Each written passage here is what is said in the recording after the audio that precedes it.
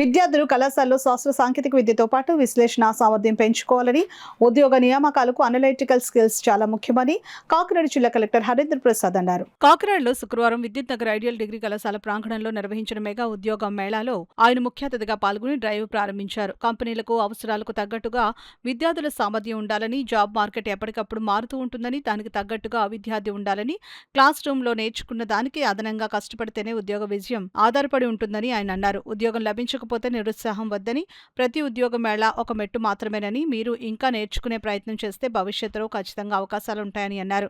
ఫౌండర్లీ private limited షికాల Raviteja ఈ drive కు నేతృత్వం వహించగా, ఇన్ఫోసిస్, విప్రో లాంటి ప్రముఖ 18 కంపెనీలు అభ్యర్థులకు ఉద్యోగ అవకాశాలు కల్పిస్తున్నాయని కళాశాల అకాడమిక్ డైరెక్టర్ ఎం రంజిత్ తెలియజేశారు. జిల్లా వ్యాప్తంగా వందల సంఖ్యలో అభ్యర్థులు ఈ డ్రైవ్ లో పాల్గొన్నారు. మా కాలేజీలో ఉన్న స్టూడెంట్స్ అందరికీ కూడా ప్లేస్మెంట్ డ్రైవ్ కాకుండా మా ఉద్దేశం ఏంటంటే జిల్లాలో ఉన్న నిరుద్యోగులందరికీ కూడా మంచి ఉద్యోగ అవకాశాలు కల్పించాలని చెప్పేసి మంచి ఉద్దేశంతో మేము ఈ డ్రైవ్ని ఫౌండర్లీ అని చెప్పేసి ఒక సంస్థ ద్వారా మేము నిర్వహించడం జరిగింది. అదేవిధంగా దీనికి ముఖ్య అతిథిగా మన జిల్లా కలెక్టర్ అయినటువంటి హరేంద్ర ప్రసాద్ గారు కూడా ఇచ్చేయడం జరిగింది. ఆయన కొన్ని సలహాలు చెప్పారు. ఆ సలహాల ప్రకారం మనం కూడా డెఫినెట్గా అవన్నీ కూడా మనం పాటిస్తాం.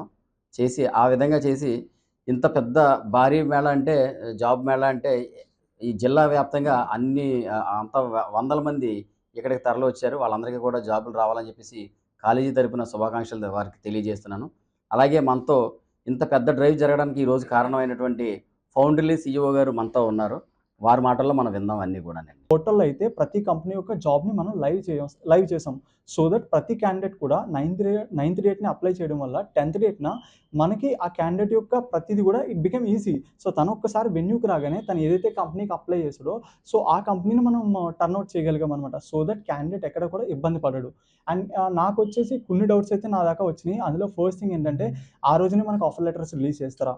సో దానికి నేను ఒక ఐటీ కంపెనీలో వర్క్ చేసిన వ్యక్తిగా నేను చెప్పేది ఏంటంటే, ఏ రోజు కూడా ఇన్ఫోసిస్ కానీ, విప్రో కానీ, టెక్ మహీంద్రా కానీ ఇలాంటి కంపెనీస్ ఒకే సింగిల్ డేలో ఆఫర్ లెటర్స్ రిలీజ్ చేయవు. Because these are not manufacturing companies. So these are core IT companies. So IT companies కంటూ ఒక స్ట్రక్చర్ ఉంటుంది. Because once you're clearing with all the interviews అవగానే క్యాండిడేట్ తన డాక్యుమెంట్ సబ్మిట్ చేయాలి. Document submit చేసిన తర్వాత background verification అనేది జరుగుతుంది, which is very strict. Then after they will release offer letter. దానికి ఉదాహరణ ప్రత్యేకంగా నేనే. ఎందుకంటే నేను ఇన్ఫోసిస్లో 4+ years వర్క్ చేశాను. సో నేను డిసెంబర్లో నా ఫైనల్ ఇయర్లో సెలెక్ట్ అయితే నాకు ఆఫర్ లెటర్ అనేది ఆగస్ట్లో వచ్చింది. So I join in Infosys on October. So this is the process they strictly follow. ఎందుకంటే ఒక క్యాండిడేట్ని వాళ్ళు హైర్ చేసుకునేటప్పుడు దే స్ట్రిక్ట్లీ ఫాలో ఎవ్రీథింగ్. తన క్యాండిడేట్ పెట్టిన ఎక్స్పీరియన్స్ కానీ, లేకపోతే తను చదివిన చదువు కానీ, whether they are genuine or not, ఇలాంటివన్నీ వెరిఫై చేసిన తర్వాతే ప్రముఖ కంపెనీలు అనేవి ఆఫర్ లెటర్ రిలీజ్ చేస్తాయి. So let's be practical.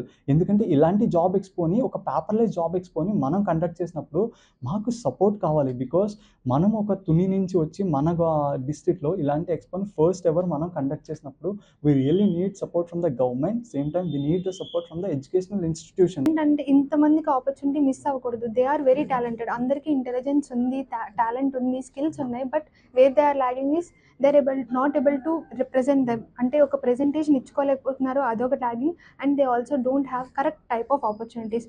And we also have many job melas conducted in AP. అంటే ఆంధ్రప్రదేశ్లో మనకి చాలా జాబ్ మేళాస్ వరకు జరిగాయండి. బట్ ఏంటంటే అవన్నీ కూడా మ్యానుఫ్యాక్చరింగ్ కంపెనీస్ వరకు అయిపోయాయి.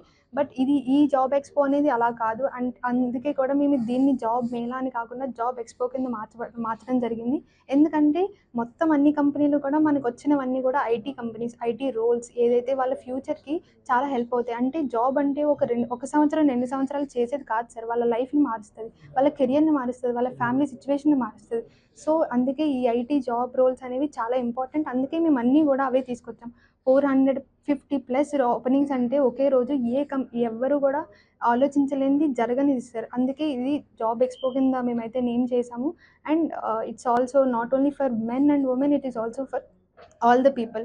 ఒక అబ్బాయిలు కాదు, అమ్మాయిలు కాదు. అండ్ అమ్మాయిలకి ఇంకా చెప్పాలంటే చాలా మంచి ఆపర్చునిటీ ఇది. ఎవరైతే 24, 25, 26 వాళ్ళకి చాలా మంచి ఆపర్చునిటీ. వాళ్ళ కాలేజ్లో కానీ ఎక్కడైతే వాళ్ళు ల్యాగ్ అయ్యారో ఈ 3 years నుంచి, లేకపోతే 2 years నుంచి, 1 year నుంచి వాళ్ళు నేర్చుకున్నవి ఈరోజు ఒక కంపెనీ ముందు ప్రెజెంట్ చేయగలుగుతున్నారు. And they can also get selected. And I wish more people will be selected in all the companies. And all the best everyone, and congratulations advance.